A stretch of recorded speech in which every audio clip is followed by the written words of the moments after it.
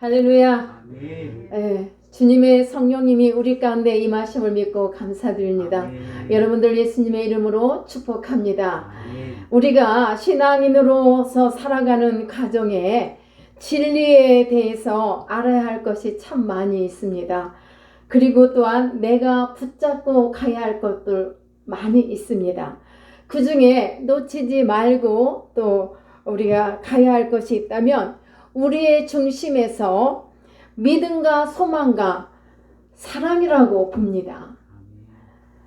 이것은 목회자이든 성도이든 간에 항상 마음 깊이 간직하고 나가야 할 것이라고 깊이 생각해 보았습니다.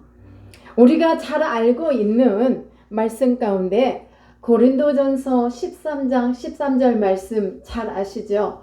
이 말씀은 사도 바울이 신앙생활을 하는 성도들에게 고린도 교회뿐만 아니라 우리 모두에게 결론과 같은 말씀으로 이렇게 하신 건데요. 다 같이 보시면 그런즉 믿음, 소망, 사랑 이 세 가지는 항상 있다고 그랬어요. 항상 있을 것인데 그 중에 제일은 무엇이라? 사랑이라. 네, 사랑이라고 말했습니다. 이것은 우리 안에 항상 있어야 할 것이라고 이렇게 사도 바울은 강조하고 있습니다. 특별히 사랑에 대해 강조를 하지만 세 가지는 다 중요해요. 믿음만 중요하고 사랑만 중요한 것도 소망만 중요한 것이 아닙니다. 믿음이 없이는 하나님을 기쁘시게 할 수 없다라고 히브리서 11장 6절에서도 말씀하시죠. 그래서 하나님을 믿는 우리 성도라면 믿음을 가지고 하나님 앞에 고백하는 자의 삶을 살아야만 합니다. 아멘. 네. 그래서 믿음이 없이는 하나님을 기쁘시게 할 수 없다면은 성도는 무엇을 갖고 살아야 된다고요? 믿음을 갖고 살아야 되는 게 당연하겠죠. 믿음이 없이는 하나님을 알아갈 수 없기 때문에 믿음이 꼭 필요한 것입니다. 그리고 예수 그리스도의 그 십자가와 부활의 능력, 하나님의 섭리와 역시 이 모든 것들 또한 이 모든 것 안에는 믿음이 필요하다는 말씀입니다. 믿음. 내 중심에 믿음이 있어야 되고 믿음이 흔들림이 없어야 돼요. 이 믿음이라는 것은 좌우로 치우칠 수가 없습니다. 한결같이 가야만 돼요. 그래서 우리 중심에는 믿음을 가지고 살아갈 때에 우리의 삶 가운데 능력이 나타나고 하나님을 기쁘게 해드릴 수 있는 그런 삶이 이렇게 다 어둠 속에서 기쁨의 삶으로 전환이 될 수 있는 것입니다. 믿음이 있어도 또 필요한 게 있어요. 사랑이 없으면 어찌 될까요? 사랑이 없으면 그 또한 아무것도 아니라고 사도 바울이 우리에게 이렇게 보라고 말씀을 하셨는데, 내가 예언하는 능력이 있고 아무리 탁월한 어떤 능력이 있다 할지라도 그 안에 사랑이 없다면, 어떤 사랑이요? 예수 그리스도에 대한 사랑, 하나님이 나를 죄에서 구원해 주셨다는 하나님에 대한 그 사랑이 없이 행하면은 아무것도 아니요라는 말씀입니다. 때문에 우리는 마치 우리가 신앙생활을 할 때 이 사랑이 없다면은 대체적으로 이렇게 장마철에 많은 비가 내리면은 많은 과일들은 단맛이 다 빠지고 이렇게 맛을 제대로 낼 수가 없습니다.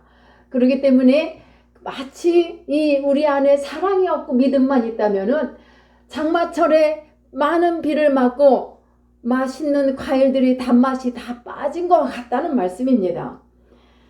여기서 또 뺄 수 없는 것이 있다면은요, 소망입니다. 사랑하는 여러분들 마음속 깊은 곳에 소망이 있습니까? 아멘. 소망이 별로 없다 이렇게 말씀하시네요. 소망이 없어요.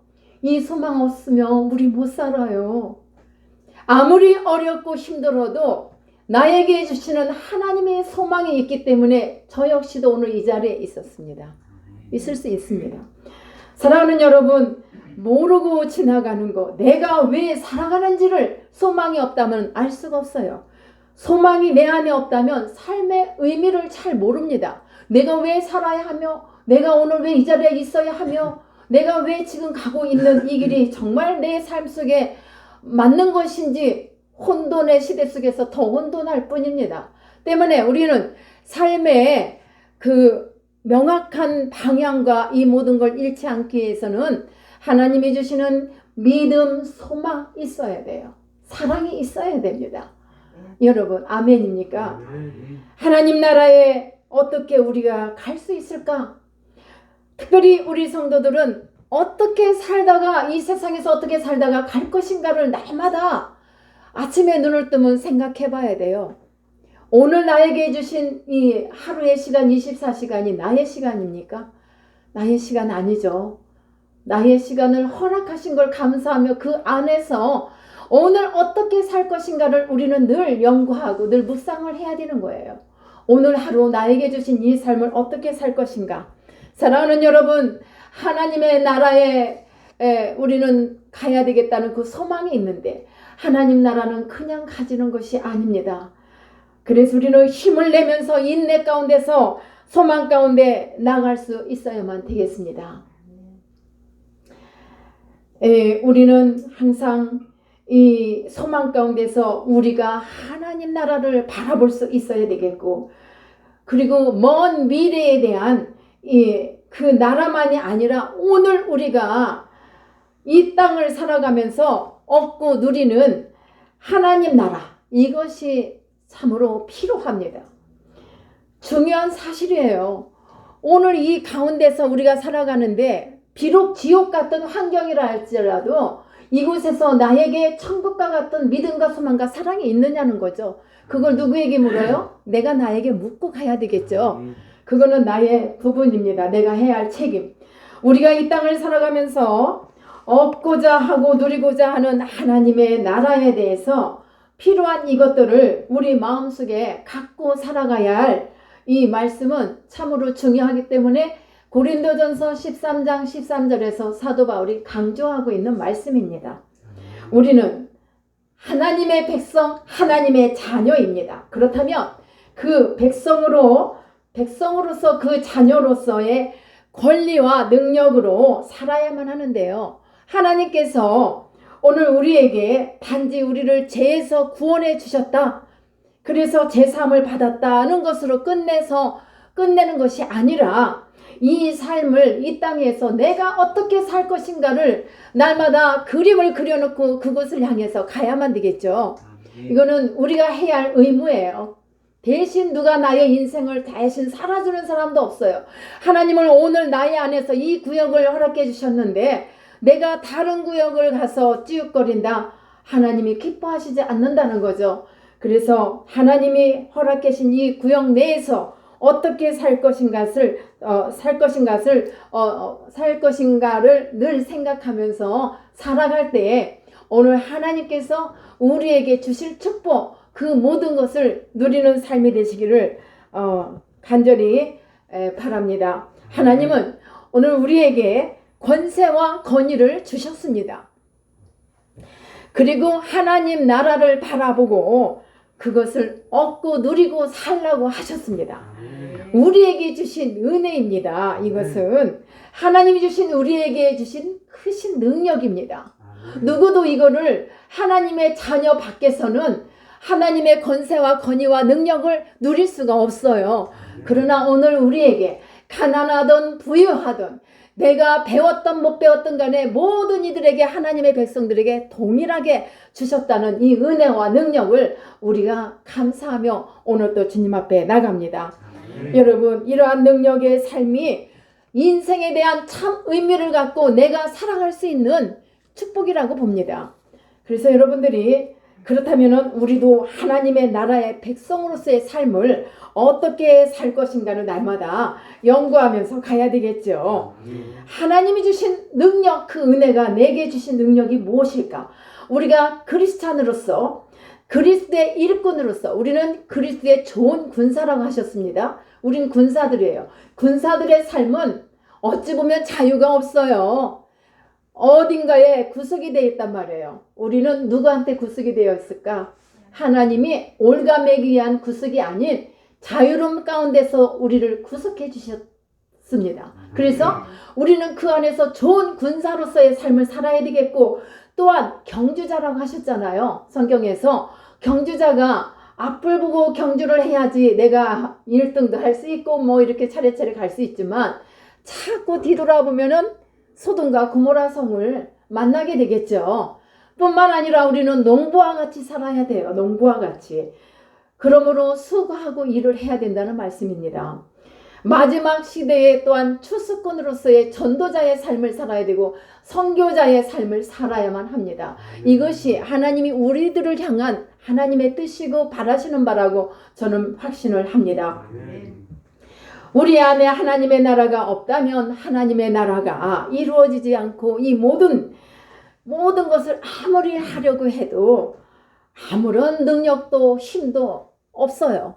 뿐만 아니라 이루어지는 것들이 없고 그냥 스스로 지쳐서 힘들어서 쓰러지고 맙니다. 그러나 하나님 나라를 우리가 날마다 얻으며 그 안에서 나의 나라, 하나님이 주신 나의 나라, 성령 안에서의 나라를 자꾸만 세워갈 수 있는 그 무언가를 하나님 안에서, 말씀 안에서, 예배를 통해서, 찬양을 통하여, 기도를 통하여 우리는 날마다 찾아내고 얻어야만 합니다. 그래야 성령으로 건강한 나라를 세울 수 있어요. 나의 나라, 여러분, 나의 나라, 성령의 나라는 곧 나의 나라라고 생각하고 이 말씀을 받으시기를 축복합니다. 그래서 우리는 이 삶을 살아갈 때에 하나님으로 우리 사람을 능력 있게 살아갈 수 있도록 하나님께서 굳건하게 붙들어 주신단 말입니다. 나를 누가 붙들어 주시기를 원하십니까? 돈 많은 거부가 와서 붙들어 주기를 원하십니까? 대답이 없는 거 보니까 역시 여러분들은 믿음이 좋은 분들입니다. 축복합니다. 하나님 나라는 말에 있지 않고 능력에 있다고 하셨는데요. 그 말씀이 고린도전서 4장 20절이에요. 여러분들 이 말씀은 다 메모리를 하고 있는 줄 믿습니다. 하나님의 나라는 말에 있지 아니하고 오직 능력에 있음이라. 저는 이 말씀이 청년 때 암송한 건데 안 봐도 안 잊어버리지더라고요. 예. 하나님 나라에는 말에 있지 않고 능력에 있습니다. 그래서 하나님 나라는 가상적인 것도 아니고 말로만 표현되는 나라가 아니라는 말씀입니다. 하나님 나라는 하나님 나라의 그 능력의 나라임을 여러분들이 확신을 갖고 나갈 때 그 능력을 통해서 보여지게 될 것이고 또 보게 될 것이고 하나님 나라를 여러분들이 다 입성하리라 믿습니다. 그리스도로 말미암은 성도들의 새로운 삶. 여러분 고린도후서 5장 17절 말씀이요. 누구든지 그리스도 안에 있으면 새로운 피조물이라. 여러분 이 말씀이 얼마나 대단한 말씀인지 몰라요. 내가 예전에는 죽은 아담의 생명으로 살았다 이 말입니다. 그런데 하나님의 둘째 아들이신 우리 예수 그리스도께서 이 땅에 오셔서 죽으심으로 말미암아 누구와 함께 죽었죠? 나와 함께 죽었어요. 너와 함께가 아니라 나와 함께 주님이 십자가에서 죽으시고 지난주에 우리가 부활절 예배를 드렸죠. 그런데 다시 사신 예수 그리스도의 생명으로 말미암아 이전 것은 다 죽음의 사람은 지나가고 새 사람으로 새로운 피조물이 되었다는 말씀이에요. 이 말씀 대단한 축복의 말씀인 줄 믿습니다.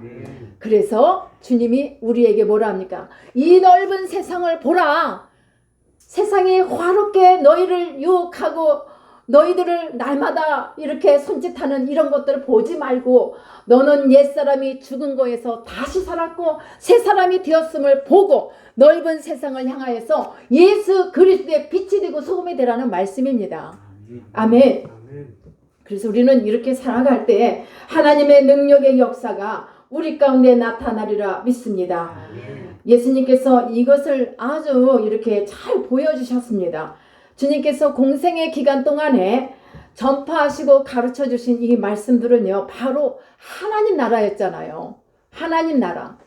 그래서 때로는 회개하라 천국이 가까웠노라. 그 천국 하나님의 나라를 소개를 많이 하셨어요.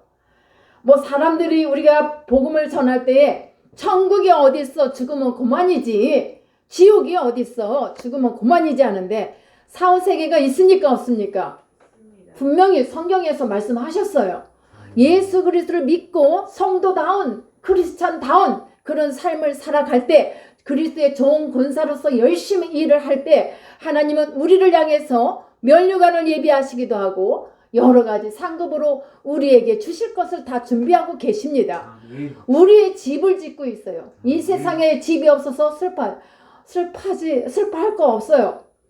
이 세상에 집이 없어요. 저도. 그러나 옛날에 있든지 들어가 보지도 않았지만 하나님의 일을 하면서 뭐 세상에 집이 있으면 좋겠지. 근데 조금 너무 그 기간이 길다 보니까 이제는 안정된 것도 필요하다. 그래서 내 집이 아닐지라도 이사 매일 다니지 않은 집이면 좋을 것 같다. 이런 마음이 드는데 결국 그러나 저러나 간에 우리가 찾아가야 할 곳은 하나님 나라, 그것을 소망하며 오늘도 우리가 기쁨과 감사 속에서 나갑니다.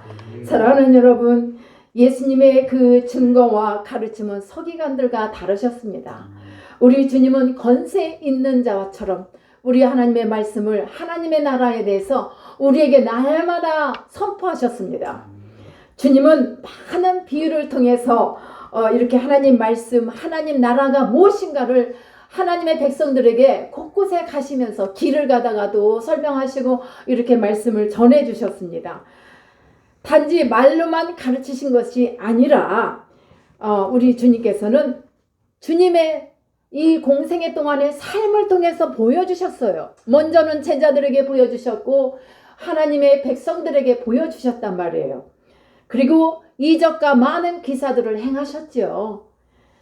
죽어도 살 것이며, 여러분 하나님 나라를 확증해 주신 우리 주님은 죽어도 살 것이라고 하셨는데 우리는 이미 죽었고 다시 살았어요. 그러나 주님과 함께 또 영원한 부활의 생명으로 살아갈 수 있는 하나님 나라에 대한 특권을 받은 귀한 자녀들이심을 믿고 축복합니다.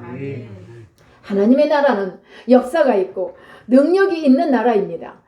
이러한 나라임을 알고 우리가 이 나라의 삶을 사는 것이 얼마나 큰 축복인가를, 오늘 또 그것이 얼마나 행복인가를, 진정으로 행복하십니까? 네, 행복해지기를 축복합니다. 하나님의 나라를 얻고 누리는 것은 참 중요해요. 우리가 맹목적으로 살아가는 삶이 아니에요. 뚜렷한 목적, 소망, 이런 것을, 소망, 의식을 가지고 살아갈 때 내 영이 해피해질 수 있어요. 그냥 해피하다 이 단어만 생각하는 게 아니라 내 삶이 해피해야지, 행복해야지. 그쵸? 누가 대신 행복하게 해주지 않더란 말이죠. 고난 또한 누가 대신 져주지 않아요. 우리 주님 외에는. 때문에 우리는 오직 의와 평강과 희락이 넘치는 나라에서 우리가 로마서 14장 17절 말씀처럼 오직 하나님 나라는 먹는 것과 마시는 것이 아니요, 이것이 다가 아니라는 거죠. 물론 먹고 있고 하잖아요. 하지만 이것으로 마치면 안 돼요. 우리는 성령 안에서 주님의 의, 이 의라는 것은 주님의 의예요. 주님이 주시는 평강과 또 주님이 주시는 이 희락의 영이 여러분들 가운데 충만하게 임하시기를 축복합니다. 이러한 은혜가 임하면요, 성도 여러분, 먹고 마시는 거 없어서 두려워하고 슬퍼할 필요가 없어요. 비록 내가 오늘 먹을 것이 마지막 이 쌀 한 톨 남았다 할지라도 우리는 하나님이 내 안에 계셔서 진정으로 내가 희락의 영이 임해서 기뻐할 수 있고 마음의 평강을 얻을 수 있다면 하나님의 나라를 이미 이룬 성령으로 세워진 나라임을 믿습니다. 여기까지 신앙의 경지가 올라야만 우리가 살아갈 수 있지 않겠습니까? 지금은 혼란의 시대, 불확실한 이 불확실해요. 모든 것이 확실한 게 없어요. 막 그런 가운데서 우리가 살아가는데, 여러분 내 안에 이러한 것들이, 앞에서 말씀드린 것들이 갖춰져 있다면 여기서 내가 좌절하지 않고 오뚜기처럼 7.8기로 일어날 수 있는 그런 힘을 얻을 수 있지 않겠습니까? 사랑하는 여러분, 우리가 희락이 넘쳐서 기쁨으로 충만하시기를 축복합니다. 많은 사람들이 관계가 참 중요한데, 많은 사람들 중에 보면은 인간관계를 뭐같이 여겨요? 그냥 너무 가볍게 쉽게 생각하고 쉽게 만나서 쉽게 헤어지고, 저는 그 부분에 대해서는 저게 옳지 않다, 과연 옳을까, 이런 생각을 많이 해서 만남을 굉장히 소중하게 여기고 또 그 만남을 잘 유지하면서 살아갑니다. 그래서 견고한 마음으로 때로는 마음에 안 들어도 이해하고 용서하고 그러면서 가다 보면은 가정도 건강하게 세워지고 이웃 간에도 좋은 관계로 나갈 수가 있습니다. 어떻게 사람이 다 내 마음에 들어요? 나도 내 마음에 안 드는 걸. 여러분들은 여러분들이 마음에 드십니까? 아니, 저는 마음에 다 안 들어요. 네. 그런데 어떻게 남이 다 나를 이렇게 만족하게 해줄 수 있겠냔 말입니다. 왜 사람들이 자꾸 사이가 깨지고 합니까? 원수를 맺잖아요. 부모 자식 간에도 형제 간에도 원수를 맺어요. 이러한 것들이 왜 일어납니까? 어디서 나올까요? 바로 욕심 때문에 일어나는 거예요. 욕심. 지나친 욕심이 의를 깨지게 합니다. 예수 그리스도의 의를 깨지게 만들어요. 그리고 자연적으로 의가 깨지다 보면은 분쟁이 일어납니다. 그래서 얻는 것이 뭐죠? 고통이라는 것밖에 없어요. 얻는 것은 고통이에요. 에덴 동산은요, 분명히 의가 있었습니다. 하나님과 바르게 서 있었던 그런 관계 속에 있었습니다. 아담과 하와는 또 서로 사랑하는 그런 가정을 이렇게 이루면서 살아갔어요. 아름다운 가정을 꾸리고 나갔습니다. 그리고 모든 피조물과도 바른 관계 속에서 행복을 누리면서 그렇게 나라는 이루는 그런 나라로 살아갔습니다.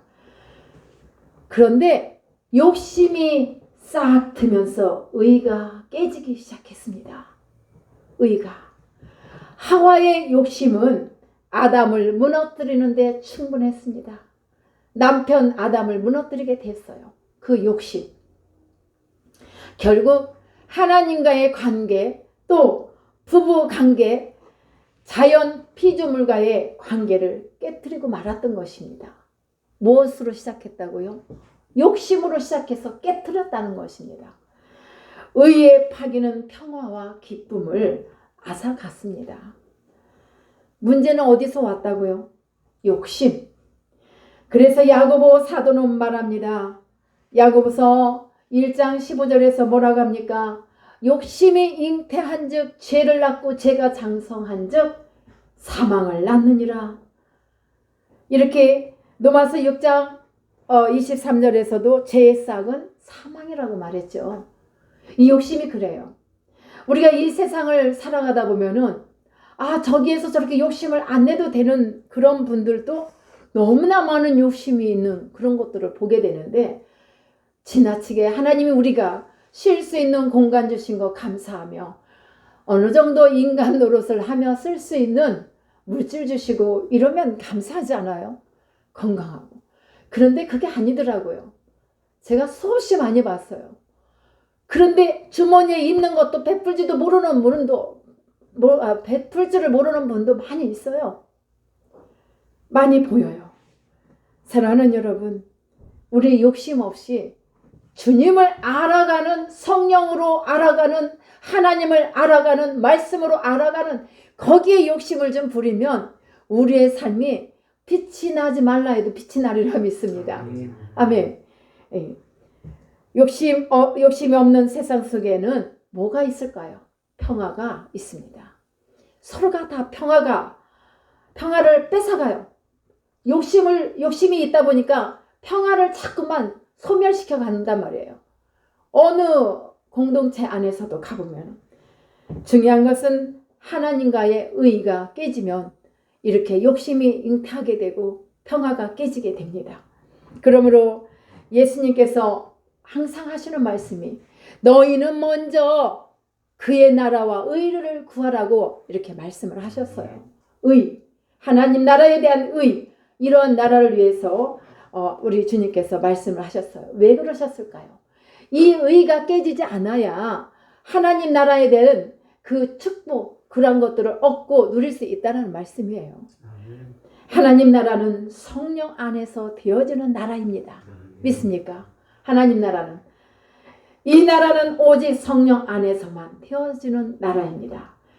성령 안에서 세워져가는 나라, 여러분 이런 나라가 되기를 축복합니다.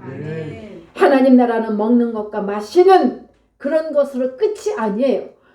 때문에 우리는 오직 성령 안에서 그 안에 있는 의와 평강과 희락을 누릴 수 있어야만 합니다. 이 말씀을 흘려버리지 않고 오늘도 이 말씀 안에서 살아갈 수 있는 우리 모두가 되기를 축복합니다.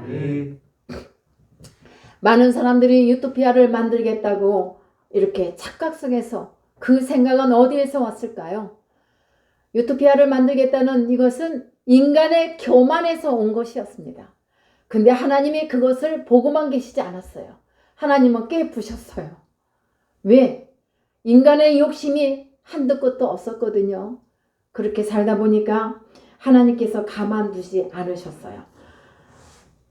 우리 사랑하는 여러분, 노아 홍수 때를 보면은 가만히 두시지 않았잖아요. 왜 노아 홍수가 일어났을까요? 하나님은 계획하셨어요. 미리 회개할 기회도 주셨어요. 너희가 회개하고 하나님의 나라 안에, 이 방주 안에 들어오면 누구든지 살 수 있다는 것을 이미 말씀을 해주셨는데, 그럼에도 쨍쨍한 햇빛 쨍쨍한 날에 높은 산 꼭대기에 가서 배를 만들고 있는 저 노아 미쳤어 라고 이렇게 많은 사람들은 손가락질 분명히 많이 했을 거예요.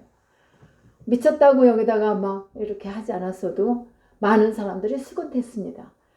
그러나 하나님께서는 그 노아 홍수는 왜 만드셨을까요? 노아 그 방주는 왜 만들었을까요?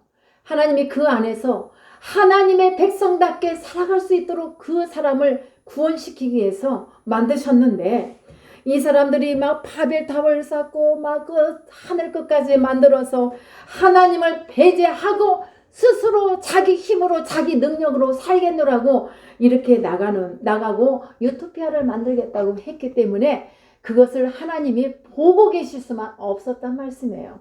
그래서 하나님은 그것을 무너뜨리신 거예요. 무너뜨리고 19세에 비해서 20세기를 거치면서 인간의 교만이 또한 하나님께서 두고 보실 수 없었다는 말씀. 그래서 우리 하나님은 심판의 손을 드시고 노아 홍수도 만드시며 이런 것들을 다 일으키신 거예요. 하나님이 이러한 일을 행할 때 얼마나 아프셨을까요? 그러나 한 영혼이라도 회개하고 깨닫고 교만함을 다, 하나님이 교만은 패망의 선봉이라고 하셨기 때문에 교만한 자들을 다 깨우치기 위해서 하나님께서는 이렇게 일을 할 수밖에 없었습니다. 인간이 아무리 좋은 그런 꿈을 자기 스스로 뭔가 만들어서 유토피아를 만들고 꿈을 꾸고 했지만, 죄인된 인간은 결코 스스로 유토피아를 만들어 가면서 살 수는 없어요. 결론이 그렇습니다. 그래서 하나님은 너희는 그렇게 가면 안 돼. 너희가 이 세상에 우주 만물의 주인은 난데 너희가 어떻게 그렇게 너희 스스로 이렇게 그런 조건을 만들어서 살겠노라 이렇게 나가냐 이거죠. 하나님은 그래서 보고만 계시지 않아서 하나님이 심판의 손을 드실 때는 우리 하나님의 마음이 얼마나 아프실까를 우리가 한번 생각해 봐야 합니다. 하나님은 쓰리고 아픕니다. 피가 흐르십니다. 그 많은 고통이 있습니다. 이 교만했던 인간들은요, 하나님께서 심판하셨다는 것을 깨닫기 시작했어요. 그리고 많은 신학자들도 이때에 머리를 숙였습니다. 그들의 교만함도 이때에서부터 겸손해지기 시작하면서 인간이 신이다라고 외치면서 교만하게 거만하게 살았던 그들이 이제 자유주의적 신학에서 어떻게 바뀌었냐면 정통주의적 신앙으로 바뀌었어요. 그들이. 그래서 정통주의 신앙으로 바뀌면서 이런 복음을 전하기 시작했던 것입니다. 이제 저들은 철저히 죄인된 인간이 자신의 죄를 가지고는, 다시 말해서 구원받지 않고는 하나님의 나라를 이룰 수 없다는 것을 자기들이 스스로 만나서 뭐 천국을 이렇게 만들려고 했던 그들이라면 이제는 그렇게 할 수 없다는 것을 깨닫고, 하나님의 나라는 오직 하나님의 주권으로만이 가능하고 이루어진다는 것을 깨달았던 것입니다. 그래서 이것은 오직 성령 안에서 나라가 세워진다는 것을 깨달은 것입니다. 그렇습니다. 이 땅에서 하나님 나라는 인간이 만들 수 있는 것이 아닙니다. 이런 어떤 물리적인 힘이나 경제적인 그러한 힘으로, 정신적인 힘으로 만들어지는 것이 절대로 아닙니다. 하나님 나라는 오직 하나님께서 임하시고 하나님께서 함께 하시고 하나님의 주권 안에서 다스리면서 나라가 이루어지는 줄 믿습니다. 그래서 우리는 철저히 성령 안에서 이루어지는 나라가 되어야만 합니다. 그럴 때 저와 여러분들의 나라가 건강하고 견고하게 세워지는 나라가 되리라 믿습니다. 여러분, 오늘은 우리가 이것을 분명히 깨닫고 성령 안에서 이루어지는 나라를 세워가시기를 축복합니다. 자, 여기서 우리가 깨달아야 할 것이 또 하나 있습니다. 하나님의 나라가 성령 안에서 되어진다는 사실은 하나님 나라뿐만 아니라 하나님의 백성으로서의 삶 또한 그 자체가 이제는 성령으로 말미암고 성령으로 되어진다는 것을 말씀해주고 계심을 우리가 믿고 나가기를 축복합니다. 하나님 안에 있는 모든 것은 이제 성령 안에서입니다. 주님께서 부활하시고 승천하신 후부터 이 시대를 비롯해 오는 시대, 곧 주님이 오실 때까지 하나님의 모든 일은 성령 안에서 가능할 뿐이라는 것을 우리 주님은 말씀을 하십니다. 우리가 거듭나는 것도 성령의 힘이에요. 내가 잘나서 내가 능력이 있어서 거듭날 수 없습니다. 니고데모가 말하죠. 물과 성령으로 거듭나야 합니다. 세례를 받되 그 순간 성령으로 내가 거듭나야 하고 그 거듭난 확신의 삶을 살아야 합니다. 사람이 어떻게 거듭나지요? 라고 이렇게 질문했는데 우리 주님은 물과 성령으로 거듭날 것을 말씀하셨어요. 우리가 말씀을 깨닫는 것도 성령 안에서 가능해요. 성령님이 나를 조정하지 않으시면 내가 육신의 생각으로 가득 차서 육의 양식으로만 충만하지 영의 양식으로 쌓아질 수가 없습니다. 그렇기 때문에 우리 하나님의 성령이 나를 터치하시고 나를 만져야 하나님의 말씀을 제대로 전할 수 있고 하나님의 말씀을 제대로 내 심령 안에 심을 수가 있어요. 우리의 좋은 밭이 될 수가 있단 말입니다. 그래서 우리가 우리의 인격이 자라고 하나님의 성품을 닮아가는 것 또한 성령 안에서만이 가능합니다. 하나님의 성품이 좋다는 것을 우리가 안다고 해서 내가 이렇게 닮아 보겠다고 몸부림치면 됩니까? 안 되죠. 오랫동안 신앙생활을 해도 성품이 바뀌지 않고 변화가 되지 않는다.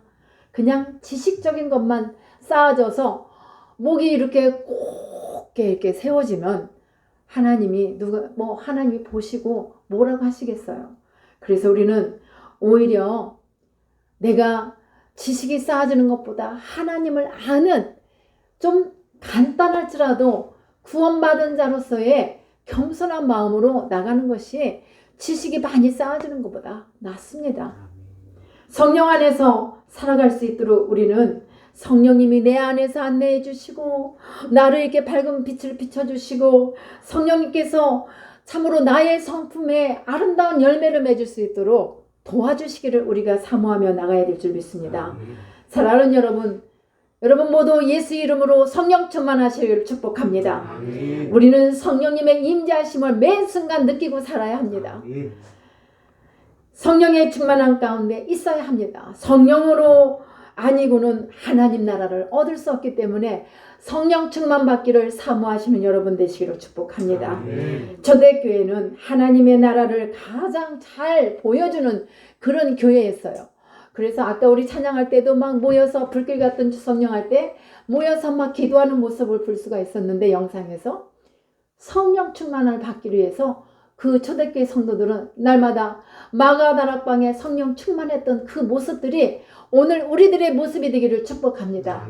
다시 한번 코로나 팬데믹이 다 사라지고 이제는 우리가 예수 이름으로 일어나고 성령 안에서 다시금 일어나서 하나님과의 바른 관계를 맺고 이웃과의 바른 관계를 맺고 가족 간의 잘못된 부분은 다시금 새롭게 좋은 관계를 맺어가는 또 공동체 안에서도 잘못된 관계를 바르게 맺어가는 그러한 여러분들 되시기를 축복합니다. 우리 초대교회는 매일매일 이렇게 바른 관계 속에서 살아갈 수 있도록 사도들이 그렇게 가르쳤어요. 하나님과 그 안에서 교제하며 성령으로 인해 이웃에 대한 눈을 뜨면서 이제 성령의 그 충만함을 받다 보니까 물건도 내 물건이 아니에요. 같이 다 통용하면서 살아가면서 내 것이 아니라 주님 안에서의 하나된 그 생활을 보여주었어요. 초대교회 성도들은. 그래서 사랑으로, 진정한 사랑으로 성령을 받으니까 사랑의 눈을 뜨고 함께라는 그 눈을 떴다고 봐야 되죠.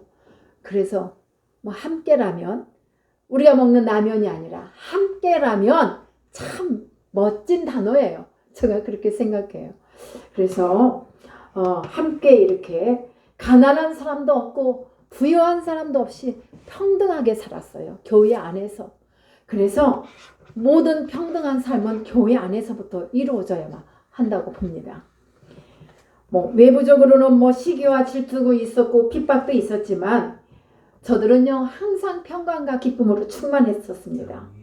초대교회의 특징이라면 성령 충만함을 받은 가운데서 이와 같이 기쁨이 있고 감사가 있고 충만한 가운데 서로 나만 부여하지 않냐고 같이 평등하게 이렇게 나누며 살았던 그러한 삶이 바로 오늘날 하나님을 믿는 우리 성도 여러분들 가운데도 임하시기를 축복합니다.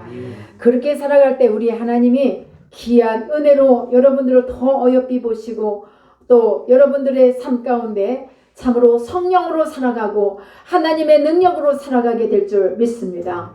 하나님 나라를 이 땅에서 얻을 때 우리는 영생의 나라, 미래의 천국을 준비하는 삶이 되는 것입니다. 우리는 준비하는 자가 돼요. 뭐 미국의 시민권을 얻기 위해서도 우리나라 사람들이 가서도 많은 노력을 해야 돼요. 그 나라 언어, 그 나라 문화, 이 모든 역사 이런 것들을 배우고 알아가려고 애를 써야지 얻는데 하물며 우리가 천국 시민권을 얻기 위해서 우리가 어떻게 해야 되냐 말이에요. 준비하는 자가 되시기를 축복합니다. 하나님 나라에 대해 알아가면서 우리는 삶을 준비해야만 합니다. 하나님 나라의 삶은 온전히 주님 안에서 성령 안에서 세워져 가며 가능한 일입니다. 이 땅에서 하나님의 나라를 얻고 성령의 능력으로 세워가는 아름다운 나라를 세워가는 여러분 모두가 되시기를 예수 그리스도의 이름으로 축원합니다. 기도하십니다.